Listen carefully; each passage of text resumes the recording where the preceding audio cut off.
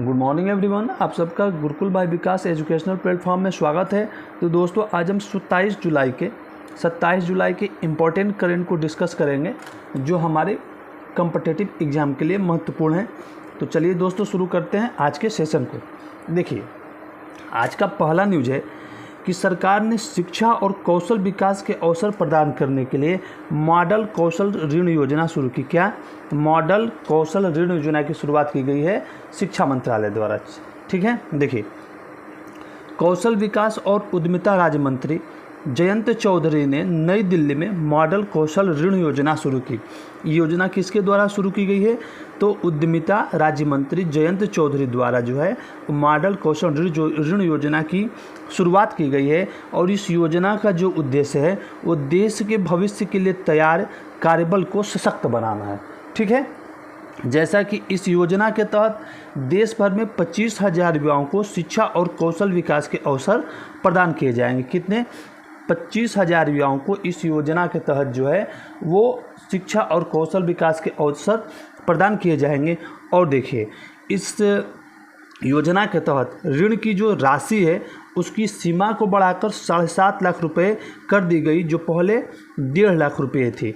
देखिए, जो budget pass हुआ है उसमें ऐसा हुआ है कि जो इस योजना के तहत राशि पहले 1.5 लाख रुपए की थी उसे बढ़ाकर जो है वो 7.5 लाख रुपया कर दी गई है मॉडल कौशल ऋण योजना के तहत। ओके, अब इस योजना में कुछ सहभागी भी हैं, जैसे कई गैर बैंकिंग वित्त कंपनियां, अनुसूचित बैंक और ग्रामीण बैंक में शामिल है, जो छात्रों को परेशानी मुक्त ऋण प्रदान करेंगे। ओके, ऋण की सीमा बढ़ा दी गई है, 1.5 लाख से 7.5 लाख कर दी गई है। और जो बैंकें हैं, जो भी बैंक इसमें पार्टिसिपेट है, उनके द्वारा छात्रों को मुफ्त ऋण जो है वो प्रदान की जाएगी। ओके, देखिए, इस योजना का उल्लेख केंद्रीय वित्त मंत्री निर्मला सीतारमण ने केंद्रीय बजट 2024-25 में किया था। जो अभी फिलहाल में बजट पेश हुआ है उसी में इस योजना यानी कि मॉडल कौशल ऋण योजना के बारे में विस्तृत जानकारी दी गई। और जो ऋण की सीमा है ना वो 1.5 लाख रुपए से बढ़ाकर 7.5 लाख कर दी गई।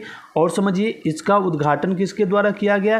तो नई दिल्ली में जो हमारे उद्यमिता राज्य मंत्री जयंत चौधरी द्वारा इस योजना की शुरुआत की गई। ओके, देखिए, यहाँ पे बताया गया स्पष्ट रूप से कि नई मॉडल कौशल ऋण योजना जो है उन्नत स्तरीय कौशल पाठ्यक्रमों का समर्थन करने के लिए तैयार की गई है, जो अक्सर उच्च शुल्क के साथ आते हैं, जिसमें कई योग्य छात्रों के लिए एक महत्वपूर्ण वित्तीय बाधा उत्पन्न होती है।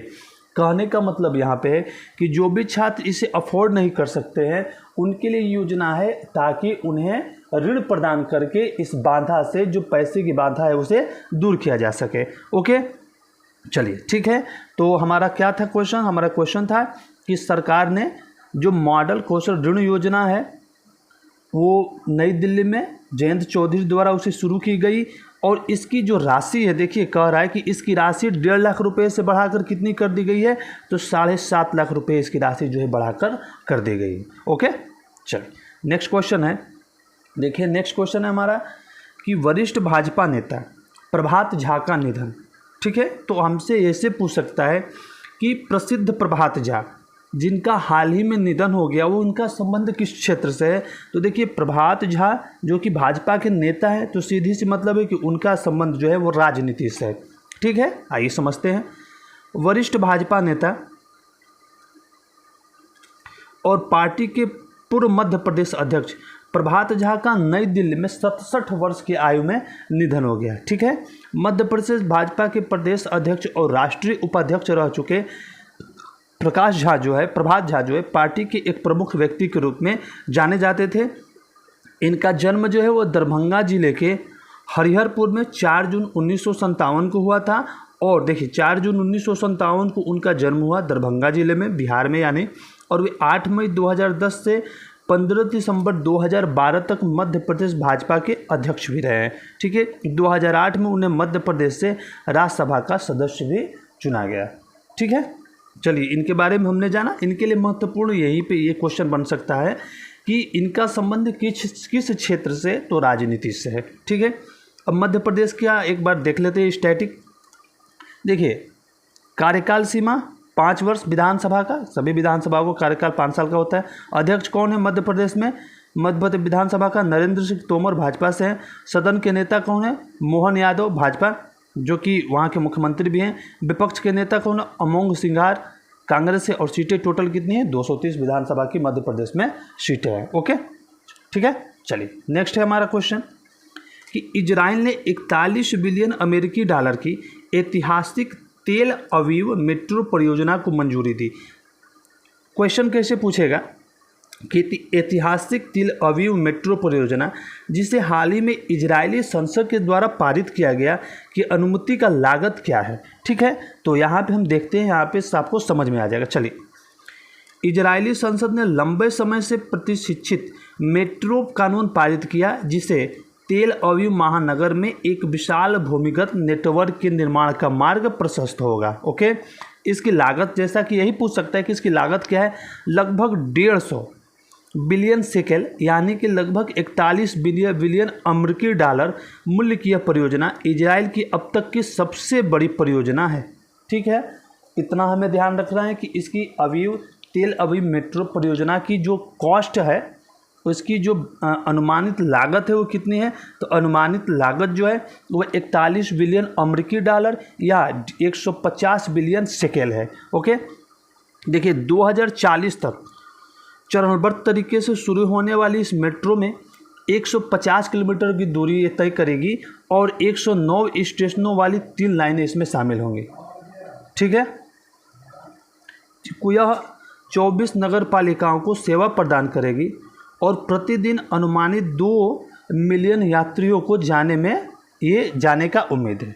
ठीक है, चलिए, तो यहाँ से इम्पोर्टेंट क्या है, यहाँ से इम्पोर्टेंट है। ओके, तो हमने यहाँ से देख लिया कि जो ऐतिहासिक तेल अवीव मेट्रो परियोजना है, इसकी अनुमानित लागत क्या है, तो 150 बिलियन शेकेल इसकी अनुमानित लागत है। ओके, चलिए नेक्स्ट देख लें। नेक्स्ट क्वेश्चन है हमारा कि आईआईटी खड़गपुर ने पिचाई को डॉक्टर ऑफ साइंस और उनकी पत्नी अंजलि को सैन फ्रांसिस्को में विशिष्ट पूर्व छात्र पुरस्कार से सम्मानित किया है, आईआईटी खड़गपुर के द्वारा।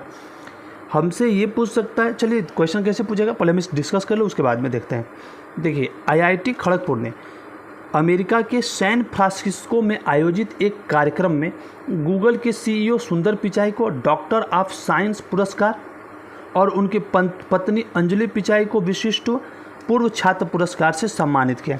इम्पोर्टेंट यहीं पे है कि आईआईटी खड़गपुर द्वारा सुंदर पिचाई को डॉक्टर ऑफ साइंस पुरस्कार से सम्मानित किया गया और उनकी पत्नी अंजलि पिचाई को जो है वो विशिष्ट पूर्व छात्र पुरस्कार से सम्मानित किया गया। कहाँ पे? अमेरिका के सैन फ्रांसिस्को में आयोजित एक कार्यक्रम में। ठीक है, सुंदर पिचाई जैसा कि हम सब जानते हैं गूगल के सीईओ हैं। ओके, अब देखिए जो ये जो आयोजन है इसको कहाँ किया गया, तो अमेरिका के सैन फ्रांसिस्को में। चलिए नीचे देखते हैं कि डिजिटल परिवर्तन, किफ़ायती प्रौद्योगिकी और अग्रणी नवाचारों के प्रति उनके उल्लेखनीय योगदान के सम्मान में संस्था के विजिटर राष्ट्रपति द्रौपदी मुर्मू ने पिछले साल दिसंबर में ही आईआईटी खड़गपुर के 69वें दीक्षांत समारोह में पिचाई की अनुपस्थिति में डॉक्टर ऑफ साइंस की उपाधि प्रदान की। देखिए, ये उपाधि जो है इन्हें पिछले साल दिसंबर में ही आईआईटी खड़गपुर में आयोजित 69वें दीक्षांत समारोह में प्रदान की गई थी। ये वहाँ पे उपस्थित न होने के कारण, जबकि देखिए यहाँ पे कहा गया है कि हालांकि पिचाई वार्षिक दीक्षांत समारोह में उपस्थित नहीं थे, इसलिए संस्था ने इन्हें बाद में इस उपाधि को देने का फैसला किया। तो पिछले साल ये नहीं ले पाए थे, तो इस साल इन्हें जो है वो अमेरिका के सैन फ्रांसिस्को में आयोजित एक कार्यक्रम में ये अवार्ड जो है आईआईटी खड़गपुर के द्वारा प्रदान किया गया। ठीक है, देखिए ये दोनों छात्र जो है आईआईटी कानपुर से, छात्र नहीं, ये दोनों जिन्हें सुंदर पिचाई और उनकी पत्नी, ये दोनों लोग आईआईटी खड़गपुर से पढ़े हुए हैं, इसलिए उनकी पत्नी को जो है विशिष्ट पूर्व छात्र पुरस्कार से सम्मानित किया गया। अब देखिए आईआईटी खड़गपुर में मेटलर्जिकल और मटेरियल इंजीनियरिंग में बीटेक करने वाले सुंदर पिचाई अल्फ़ाबेट इंक और गूगल के सीईओ हैं। इन्होंने आईआईटी खड़गपुर से पढ़ा है और इनकी पत्नी भी केमिकल इंजीनियरिंग की पृष्ठभूमि, केमिकल इंजीनियरिंग की जो है इन्होंने आईआईटी से खड़गपुर से इन्होंने बीटेक ऑनर्स किया था केमिकल इंजीनियरिंग में 1993 में। ओके, तो इम्पोर्टेंट यही है कि डॉक्टर ऑफ साइंस पुरस्कार से किसे सम्मानित किया गया आईआईटी खड़गपुर द्वारा? तो सुंदर पिचाई को, और उनकी पत्नी जो कि अंजलि हैं उन्हें विशिष्ट पूर्व छात्र पुरस्कार से सम्मानित किया गया। और कहाँ पे? तो अमेरिका में आयोजित एक कार्यक्रम में, सैन फ्रांसिस्को में। ओके, चलिए नेक्स्ट देख लें। नेक्स्ट है कि विश्व बैंक ने रोमानिया के लिए विकास ऋण को मंजूरी दी। विश्व बैंक द्वारा रोमानिया को जो है वो विकास ऋण की मंजूरी प्रदान की गई है। देखते हैं, विश्व बैंक समूह के कार्यकारी निदेशक मंडल ने रोमानिया के आर्थिक और पर्यावरणीय स्थिरता का समर्थन करने के लिए कुल 599.1 मिलियन यूरो या $650.5 मिलियन के विकास ऋण को मंजूरी दी है। सीधी सी बात है, आप इतना हम इसके जो लागत है, कितने की लागत को मंजूरी दी है, तो 599.1 मिलियन यूरो या $650.5 मिलियन के विकास को मंजूरी किसके द्वारा दी गई है? तो विश्व बैंक द्वारा। किस देश को? तो रोमानिया देश को दी गई है। ओके, इस क्वेश्चन से यहाँ पे समझ लीजिए, इसमें कुछ उतना है नहीं, बस जो इम्पोर्टेंट है उसे हम देख लेते हैं कि हाल ही में विश्व बैंक समूह के कार्यकारी निदेशक मंडल ने किस दक्षिण पूर्वी यूरोपीय देश को $650.5 मिलियन विकास ऋण का स्वीकृति प्रदान किया गया है विश्व बैंक के द्वारा? तो रोमानिया को। ठीक है, आप इस ऑप्शन को देखिए, इस क्वेश्चन को देखिए, टोटल यहीं से कन्फर्म है। ओके, चलिए नेक्स्ट है हमारा। नेक्स्ट क्वेश्चन है कि अमेरिकी सीनेटर ने चीन से निपटने में भारत की मदद के लिए विधेयक पेश किया है। देखिए, अमेरिकी सीनेटर में चीन से निपटने के लिए भारत को मदद करने के लिए एक विधेयक जो है वहाँ पे पेश किया गया है। देखिए, अमेरिकी सीनेटर मार्को रूबियो ने कांग्रेस में एक विधेयक पेश किया। वहाँ की संसद को कांग्रेस कहते हैं, तो वहाँ की संसद में जो है एक विधेयक पेश किया गया जिसमें प्रौद्योगिकी हस्तांतरण के मामले में भारत को जापान, इजराइल, कोरिया और नाटो सहयोगियों जैसे अपने सहयोगियों के बराबर माना जाएगा। जो भी नाटो के सदस्य देश हैं उनकी तरह ही भारत को माना जाएगा और भारत की क्षेत्रीय अखंडता के आगे बढ़ते खतरों के जवाब में भारत का समर्थन किया जाएगा। और अगर पाकिस्तान भारत के खिलाफ आतंकवाद को प्रायोजित करता पाया जाता है तो जो सुरक्षा अमेरिका द्वारा पाकिस्तान को वित्तीय सहायता प्रदान की जाती है ना, उसे वो प्राप्त करने से रोका जाएगा। ओके, ठीक है, यानी कि कुल मिलाकर यही है कि भारत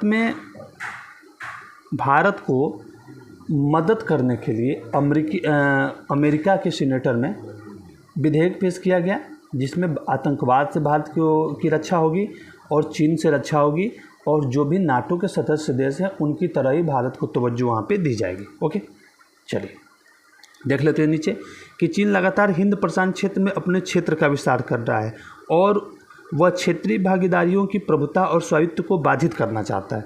ठीक है, देखिए, इस विधेयक में ये भी कहा गया है कि कम्युनिस्ट चीन के प्रभावों का मुकाबला करने के लिए अमेरिका भारत साझेदारी महत्वपूर्ण है। इसीलिए इस साझेदारी को मजबूत करने के लिए नई दिल्ली के साथ हमारे रणनीतिक, कूटनीतिक और आर्थिक सैन्य संबंधों को बढ़ाना आवश्यक है। ठीक है, चलिए देखते हैं यहाँ से क्वेश्चन कैसे पूछे जा सकते हैं कि अमेरिकी सीनेटर ने चीन से निपटने में भारत की मदद के लिए विधेयक पेश किया है।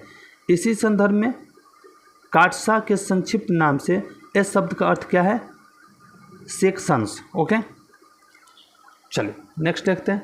नेक्स्ट है हमारा कि नीदरलैंड जो है गर्मियों के अंत तक यूक्रेन को 14 टैंक प्रदान करेगा।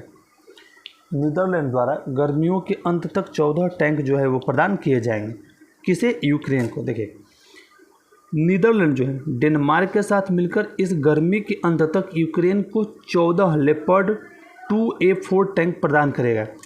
किसके साथ? नीदरलैंड जो है डेनमार्क के साथ मिलकर यूक्रेन को जो है 14 लेपर्ड 2A4 टैंक प्रदान करेगा। और दोनों देशों ने पिछले साल 14 लेपर्ड 2A4 टैंक खरीदे थे जिसकी कीमत लगभग 165 मिलियन यूरो यानी कि लगभग 177 मिलियन अमेरिकी डॉलर थी। ठीक है, पिछले साल जो है यूक्रेन को देने के लिए इन दोनों देशों ने खरीदा है। यहाँ पे ये भी कहा गया है कि पहले इस्तेमाल किए जा चुके इन टैंक का पिछले कुछ महीने में व्यापक नवीकरण और परीक्षण किया गया। मतलब जो भी ये टैंक खरीदे हैं, 14 टैंक जो प्रदान किए जाएंगे यूक्रेन को नीदरलैंड और डेनमार्क के द्वारा, ये पहले से यूज है, इनका अभी जो है ये क्या किया जा रहा है कि उन्हें मेंटेन किया जा रहा है, मेंटेनेंस उनका किया जा रहा है। अगर कोई उसमें खामियां तो उसे दूर करके जो है गर्मियों के अंत तक जो है यूक्रेन को प्रदान कर दिया जाएगा। ठीक है, देखिए 12 टैंक जो है वो शिपमेंट के लिए तैयार है, यानी कि भेजने के लिए तैयार है, और अन्य 2 का भी परीक्षण चल रहा है, लेकिन 14 टैंक जो है टोटल गर्मी तक उसे प्रदान कर दिए जाएंगे। ओके, देखिए यहाँ पे एक चीज़ है कि मार्च में नीदरलैंड ने यूक्रेन के साथ 10 साल का सुरक्षा समझौता किया है, जिसमें सुरक्षा, पुनर्निर्माण और न्याय में देश का समर्थन करने के लिए प्रतिबद्धता जताई गई है। ठीक है, तो क्वेश्चन देख लेते हैं यहाँ से कैसे बनेगा कि कौन सा यूरोपीय देश डेनमार्क के साथ मिलकर इस गर्मी के अंत तक यूक्रेन को 14 लेपर्ड 2A4 टैंक देने की योजना बना रहा है। कौन सा देश? तो नीदरलैंड जो है डेनमार्क के साथ मिलकर जो है वो यूक्रेन को 14 लेपर्ड 2A4 टैंक देने की योजना बना रहा है। ओके, नेक्स्ट हमारा क्वेश्चन कि HS धालीवाल अंडमान और निकोबार द्वीप समूह के नए DGP नियुक्त किए गए। कौन किसे नियुक्त किया गया है? तो HS धालीवाल को। ठीक है, देखिए गृह मंत्रालय ने वरिष्ठ IPS अधिकारी हरगोविंदर सिंह धालीवाल को अंडमान और निकोबार द्वीप समूह का नया पुलिस महानिदेशक यानी कि DGP जो है वो नियुक्त किया है। ठीक है, इससे पहले 1997 बीच के IPS अधिकारी जो हैं धारीवाल नई दिल्ली में विशेष पुलिस आयुक्त के पद पर ये कार्यरत थे, जिन्हें अभी हाल ही में अंडमान निकोबार का DGP नियुक्त किया गया है।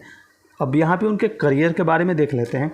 उन्होंने अपने करियर के दौरान धारीवाल ने कई महत्वपूर्ण उपलब्धियां हैं उनके नाम, जैसे धौला कुआं सामूहिक बलात्कार, पत्रकार सौम्या विश्वनाथन की हत्या और जिगीषा घोष हत्याकांड जैसे हाई प्रोफाइल मामलों को में ये सम्मिलित थे, और जो पंजाब के गायक सिद्धू मूसेवाला की हत्या हुई थी, इसके जांच के मामले में भी इनकी महत्वपूर्ण भूमिका इन्हें प्रदान की गई थी। ठीक है, इसी बीच इन्होंने किसका स्थान लिया है? तो इन्होंने DGP देवेश चंद्र श्रीवास्तव का स्थान लिया है, जिनका तबादला जो है नई दिल्ली में किया गया है। ओके, तो सीधी सी बात है, यहाँ पे हम देखते हैं कि जो HS धालीवाल जो है वो अंडमान निकोबार के अंडमान निकोबार द्वीप समूह के नए DGP नियुक्त किए गए हैं, और उन्होंने मौजूदा DGP देवेश चंद्र श्रीवास्तव का स्थान लिया है। ओके, चलिए अंडमान निकोबार का एक स्टैटिक देख लेते हैं। राजधानी पोर्ट ब्लेयर, लेफ्टिनेंट गवर्नर वहाँ के कौन हो गए? देवेंद्र कुमार जोशी। पक्षी वहाँ की कौन है? Andaman would pigeon. ठीक है, वहाँ का फूल कौन है? पाइनमा। स्तनपायी कौन है? स्तनपायी जानवर वहाँ कौन है? डुगोंग। और पेड़ है अंडमान पोडोइक। ठीक है, चलिए नेक्स्ट क्वेश्चन है कि मोइदम अहोम राजवंश की टीला दफनाने की प्रणाली को भारत की 43वीं प्रविष्टि के रूप में यूनेस्को की विश्व धरोहर सूची में शामिल किया गया है। ओके, चलिए यहाँ पे समझिएगा तो समझ में आ जाएगा। देखिए, भारत की एक महत्वपूर्ण सांस्कृतिक उपलब्धि में असम से मोइदम अहोम राजवंश की टीला दफनाने की जो प्रणाली है वो आधिकारिक तौर पर यूनेस्को की विश्व धरोहर सूची में शामिल किया गया है। समझिए, यहाँ पे असम की जो मोइदम अहोम राजवंश की टीला दफनाने की जो प्रणाली आप पिक्चर में देखिए, मोइदम अहोम राजवंश की टीला पे दफनाने की जो प्रणाली है उसको यूनेस्को की विश्व धरोहर सूची में शामिल किया गया है। ठीक है, यह घोषणा जो है अभी हाल ही में जो विश्व धरोहर समिति के 46वें सत्र की मेज़बानी की गई है नई दिल्ली में, उसमें इसकी घोषणा की गई, इसे विश्व धरोहर सूची में शामिल करने के। यह भारत की 43वीं संपत्ति है जिसे विश्व धरोहर सूची में शामिल किया गया है। ठीक है, ये भारत की 43वीं संपत्ति है और मोइदम अहोम जिसे इसमें शामिल किया गया है। ओके, और यह असम की 3री विश्व धरोहर संपत्ति है। इससे पहले काजीरंगा राष्ट्रीय उद्यान और मानस वन्यजीव अभयारण्य को जो है 1985 में प्राकृतिक श्रेणी में शामिल किया गया था। कुल मिलाकर कहने का मतलब यह है, समझिए यहाँ पे कि जो मोइदम अहोम राजवंश की टीला दफनाने की प्रणाली है उसे विश्व धरोहर सूची में शामिल किया गया है, और ये भारत की 43वीं संपत्ति है जिसे इस श्रेणी में शामिल किया गया है। और इस श्रेणी में विश्व धरोहर सूची में शामिल करने की जो घोषणा जो है अभी नई दिल्ली में जो 46वें विश्व धरोहर समिति का सत्र का समापन हुआ है, उसमें इसकी घोषणा की गई थी। और ये असम की तीसरी विश्व धरोहर संपत्ति है। ओके, देखिए एक इम्पॉर्टेंट नोट है यहाँ, ये भी देख लेते हैं। भारत जो है 2021 से 2025 तक विश्व धरोहर समिति का सदस्य बना है और वर्तमान में यूनेस्को ने 1972 के विश्व धरोहर सम्मेलन में शामिल होने के बाद अपना पहला सत्र आयोजित कर रहा है। ठीक है, चल नेक्स्ट है क्वेश्चन हमारा कि भारतीय सेना बहुराष्ट्रीय सैन्य अभ्यास खान क्वेस्ट के लिए रवाना हुई है। तो कहाँ पे ये आयोजन हो रहा है बहुराष्ट्रीय सैन्य अभ्यास खान क्वेस्ट, आइए देखते हैं। देखिए भारतीय सेना की टुकड़ी बहुराष्ट्रीय सैन्य अभ्यास खान क्वेस्ट के लिए रवाना हुई है। कहाँ पे? तो इसका जो आयोजन है वो 27 जुलाई से यानी कि आज से प्रारंभ हो जाएगा और 9 अगस्त 2024 तक मंगोलिया के उलन बटोर में आयोजित किया जाएगा। इसे कहाँ आयोजित किया जाएगा? तो मंगोलिया के उलन बटोर में 27 जुलाई से 9 अगस्त तक अभ्यास खान क्वेस्ट का आयोजन किया जाएगा। ठीक है, यह अभ्यास जो है दुनिया भर के सैन्य बलों को सहयोग करने और अपनी शांति स्थापना क्षमताओं को बढ़ाने के लिए एक साथ किया जाएगा। ठीक है, जो खान क्वेस्ट अभ्यास है जो कि इस बार इसका आयोजन मंगोलिया के उलन-बटोर में किया गया है। ये 2023 में जो है मंगोलिया में पिछला संस्करण जो है अभ्यास खान क्वेस्ट का पिछला संस्करण 19 जून से 2 जुलाई 2023 तक मंगोलिया में ही आयोजित किया गया था। यानी कि जो पिछला संस्करण है वो भी मंगोलिया में आयोजित हुआ था और ये जो संस्करण है इस बार भी मंगोलिया में ही इसका आयोजन किया गया है। देखिए यह पहली बार वर्ष 2003 में यूएसए में मंगोलिया सशस्त्र बलों के बीच एक द्विपक्षीय कार्यक्रम के रूप में शुरू हुआ था। पहली बार देखिए इसे पहली बार कब शुरुआत किया गया? तो पहली बार जो है इसे 2003 में शुरू किया गया था। यूएसए और मंगोलिया सशस्त्र बलों के बीच एक द्विपक्षीय कार्यक्रम के रूप में से शुरू किया था। यानी कि इसकी शुरुआत कब हुई? तो इसकी शुरुआत हुई है 2003 में इसकी शुरुआत हुई इस अभ्यास की। ठीक है, इसके बाद वर्ष 2006 में यह अभ्यास बहुराष्ट्रीय शांति स्थापना अभ्यास में बदल गया और वर्तमान में इस वर्ष जो है इसका 21वां संस्करण जो है आयोजित किया जाएगा। ठीक है, इस बार जो है वर्तमान में इस वर्ष इसका 21वां संस्करण है। इम्पोर्टेंट क्या है, आइए एक बार फिर से हम इसे देख लेते हैं कि जो सैन्य अभ्यास जो है खान क्वेस्ट इस बार 2024 में मंगोलिया के उलन बटोर में 27 जुलाई से 9 अगस्त तक आयोजित किया जाएगा और ये इस बार इसका 21वां संस्करण है। इसकी शुरुआत 2003 में की गई थी, लेकिन ये द्विपक्षीय अभ्यास था अमेरिका और मंगोलिया के सशस्त्र बलों के बीच। लेकिन 2006 में इसे बहुराष्ट्रीय अभ्यास जो है वो बना दिया गया ताकि शांति की स्थापना के लिए। ठीक है, चलिए नेक्स्ट देखते हैं। अच्छा चलिए यहीं पे दोस्तों जो भी इम्पोर्टेंट करंट थे हमने आपके साथ अच्छी तरह से डिटेल में इसका डिस्कशन किया ताकि कोई भी क्वेश्चन कहीं से आए तो आपको कोई दिक्कत ना हो। स्टैटिक से लेकर करंट तक हमने इसका जो है अच्छे से डिस्कशन किया। देखिए इससे क्वेश्चन कैसे बन सकता है यहाँ पर देख लेते हैं कि 27 जुलाई से 9 अगस्त 2024 तक बहुराष्ट्रीय सैन्य अभ्यास खान क्वेस्ट कहाँ आयोजित किया जाएगा। जो खान क्वेस्ट अभ्यास जो है वो मंगोलिया के उलन बटोर में आयोजित किया जाएगा। 21वां संस्करण है इस बार और इसका पहला संस्करण जो है कब शुरू हुआ था? तो ये जो है वो 2003 में इसकी शुरुआत की गई थी। ओके, तो ठीक है दोस्तों, आप सबका बहुत बहुत धन्यवाद आपने हमारे इस वीडियो को देखने के लिए।